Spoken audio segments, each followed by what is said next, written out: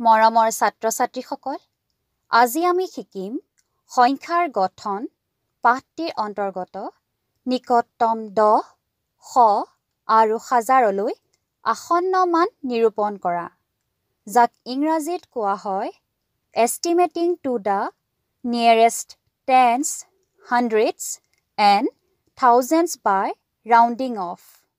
সকলোৱে মন দিবা। প্ৰথমতে আমি শিকিম নিকটতম দহলৈ আসন্ন মান নিৰূপণ। ইয়াত আমি কোনো এটা সংখ্যাক নিকটতম দশকৰ মান নিৰ্ণয় কৰিব লাগে। উদাহৰণস্বৰূপে তোমালোকৰ স্কেলত থকা 10, 17 আৰু 20 সংখ্যাকেইটা লৈছোঁ। এতিয়া 17 সংখ্যাটো 10 আৰু 20ৰ ভিতৰত কোনটো সংখ্যাৰ বেছি ওচৰত আছে আমি বাছি উলিয়াব লাগিব। স্কেলত 17 আৰু 20ৰ মাজত খালী স্থানৰ দূৰত্ব 17 আৰু 10ৰ মাজৰ খালী স্থানৰ দূৰত্বতকৈ তুলনামূলকভাৱে কম। গতিকে 17ৰ নিকটতম 10লৈ আসন্ন মান হ'ব 20। তেন্তে 12ৰ 10লৈ আসন্ন মান কি হ'ব পাৰে বাৰু? 12 সংখ্যাটো 20তকৈ 10ৰ বেছি ওচৰত আছে। গতিকে 12ৰ 10লৈ আসন্ন মান হ'ব 10। 5 সংখ্যাটো 0 আৰু 10ৰ সমদূৰত্বত আছে। সেইবাবে 5ৰ সাধাৰণতে আসন্ন মান হয় 10। এতিয়া আমি শিকিম নিকটতম শ অথবা শতকলৈ আসন্ন মান নিৰূপণ।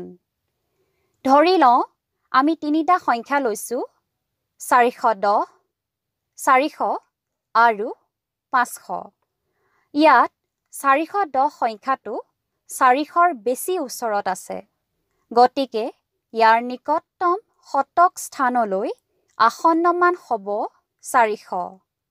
ঠিক একেদৰে 889 সংখ্যাটো 800 আৰু 900ৰ মাজত আছে, কিন্তু ই 900ৰ বেছি ওচৰত আছে। গতিকে 889 সংখ্যাটো নিকটতম শলৈ আসন্ন মান হ'ব 900। 50 সংখ্যাটো 0 আৰু 100ৰ সমদূৰত আছে। সাধাৰণতে ইয়াৰ নিকটতম শতকত আসন্ন মান 100 লোৱা হয়। এইবাৰ নিকটতম হাজাৰলৈ আসন্ন মান নিৰূপণ।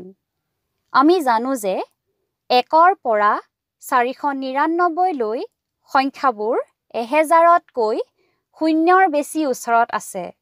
গতিকে এই সংখ্যাবোৰৰ আসন্ন মান 0 হ'ব। সেইদৰে 501ৰ পৰা 999 লৈকে সংখ্যাবোৰ 0তকৈ 1000ৰ বেছি ওচৰত আছে। গতিকে সংখ্যাবোৰৰ হাজাৰলৈ আসন্ন মান হ'ব 1000। 500 সংখ্যাটো হাজাৰলৈ আসন্ন মান হ'ব 1000।